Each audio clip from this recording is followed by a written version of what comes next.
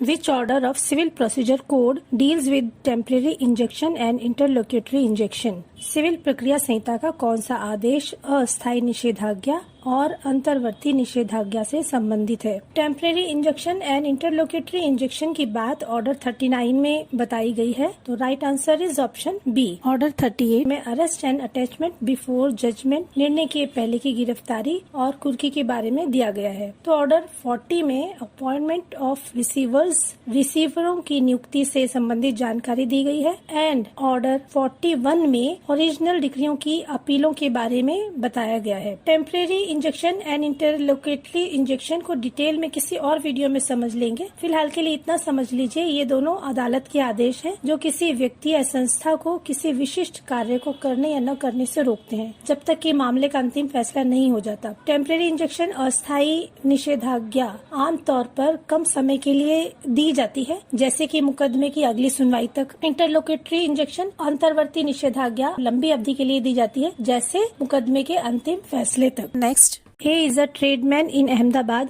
D carries on business in Delhi.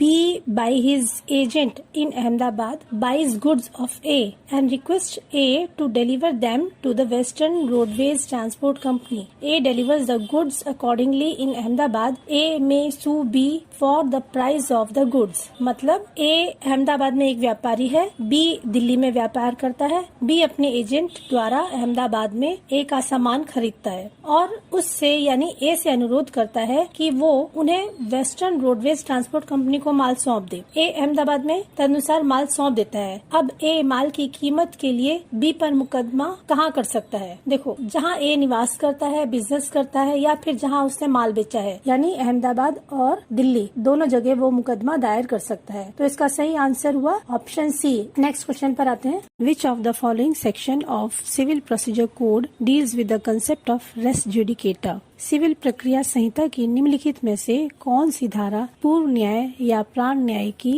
संकल्पना से संबंधित है? Here option B is right, means section 11 res judicata या पूर्ण न्याय की संकल्पना से संबंधित है। Next, Mr. X, Mr. Y and Mr. Z are jointly and severally liable for 10,000 rupees under a decree obtained by Mr. A. Mr. Y obtains a decree for 10,000 rupees against Mr. A singly and applies for execution to the court in which the joint decree is being executed. Which of the following option is correct for Mr. A?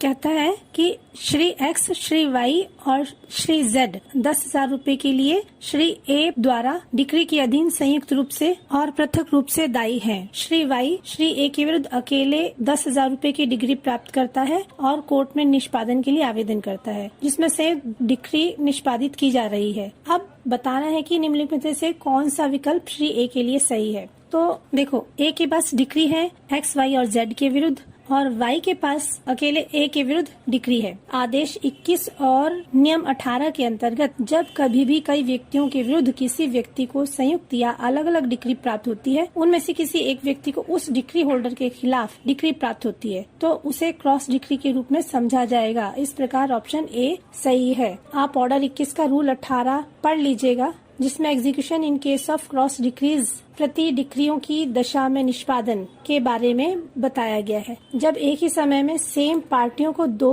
अलग अलग amount यानी राशियों के payment के लिए दो अलग अलग सूट में डिक्री मिल चुकी होती है, वहाँ ही ये नियम लागू होता है। नेक्स्ट क्वेश्चन देखते हैं। A, B and C are copartners of joint Hindu family. A, B और सी संयुक्त हिंदू परिवार के सहदायिक हैं। They jointly execute a mortgage in favour of Y. वे संयुक्त रूप से वाई के नाम से एक लोन उठा लेते हैं और Y files a suit against all of them. Y उन सभी के खिलाफ एक मुकदमा दायर करता है। Summon is serve to C but not to A and B. C को समन भेजा जाता है लेकिन ए और बी को नहीं। None of them appears and an ex parte decree is passed against all. A and B apply to set aside the ex parte decree. The decree will be set aside against. देखिए, उन तीनों में से कोई भी उपस्थित नहीं होता और सभी के खिलाफ एक डिक्री पारित कर दी जाती है। ए और बी ने एक पक्षीय डिक्री को रद्द करने के लिए आवेदन किया। डिक्री निरस्त कर दी जाएगी, सेट असाइड कर दी जाएगी, किसके विरुद्ध? तीनों के विरुद्ध। आंसर सी है। Next question, which of the following provision of civil procedure code 1908 deals with the institution of suits? कौन सा प्रावधान मुकदमों को संस्थित किए जाने से संबंधित है? ऑप्शन सी सही है। सेक्शन 26 में मुकदमों को संस्थित किए जाने से संबंधित बताया गया है। जब आप सेक्शन 26 पढ़ें तब ऑर्डर 4 को भी साथ में पढ़ लीजिएगा। सेक्शन 22 ऐसे सूट्स को ट्रांसफर करने की पावर देता है जो एक से अधिक कोर्ट में फाइल किए जा सकते हैं, यानी जिनका ज्यूरिसडिक्शन एक से अधिक जगह बनता है। Section 24 gives general power of transfer and withdrawal of suits, appeal और एनी अदर प्रोसीडिंग्स। और section 28 tells about the service of summons where defendant resides in another state, जहां प्रतिवादी किसी अन्य राज्य में निवास करता है और वहां समन की तामील के बारे में बताता है। Next question, defendant shall within how many days from the date of service of summon on him present a written statement of his defense। Order 8 कहता है प्रतिवादी समन की तामील की तारीख से कितने दिनों के भीतर अपने बचाव का एक रिटर्न स्टेटमेंट लिखित बयान प्रस्तुत करेगा। तो ये है 30 दिनों के अंदर अंदर उसे रिटर्न स्टेटमेंट देना होता है। ऑप्शन बी ठीक है। Next question, which of the following statement is incorrect? कौन सा कथन गलत है बताना है। First appeal can be on question of fact और लॉ और बोथ। प्रथम अपील तथ्य या कानून या दोनों के प्रश्न पर हो सकती है, एकदम सही। Second appeal can be on substantial question of law only. दूसरी अपील केवल कानून के प्रश्न पर हो सकती है, ये भी सही है। Second appeal can be on question of fact और लॉ और बोथ। दूसरी अपील तथ्य या कानून या दोनों के प्रश्न पर हो सकती है, ये गलत है। तो हमारा आंसर ऑप्शन सी हो गया। स्टेटमेंट डी भी देखते हैं। फर्स्ट अपील मे और may not be in the high court, second appeal has to be in the high court, ये भी ठीक है। ऑप्शन सी हमारा सही है। अपीलों के बारे में अधिक जानने के लिए भाग 7 पढ़ें, जिसके अंतर्गत धारा 96 से 112 तक शामिल है। Next, as per order 6 pleading shall mean, आदेश 6 के अनुसार अभिवचन का क्या अर्थ है? प्लेंट वाद यस, रिटर्न स्टेटमेंट लिखित वाद yes, C both plaint and return statement, D none of these. इस क्वेश्चन में थोड़ा सा गड़बड़ है। एज पर ऑर्डर 6 प्लीडिंग का अर्थ प्लेंट या रिटर्न स्टेटमेंट होता है, प्लेंट और इंग्लिश का और होता है, जबकि यहाँ ऐसा कोई ऑप्शन नहीं दिया गया है। ऑप्शन सी में both plaint and return statement लिखा है, इसलिए हम इस ऑप्शन को रॉन्ग मान लेते हैं। तो इस प्रकार हमारा राइट ऑप्शन डी हुआ, नन ऑफ दीज। ध्यान रखिएगा, प्लेंट और रिटर्न स्टेटमेंट, इंग्लिश वाला और।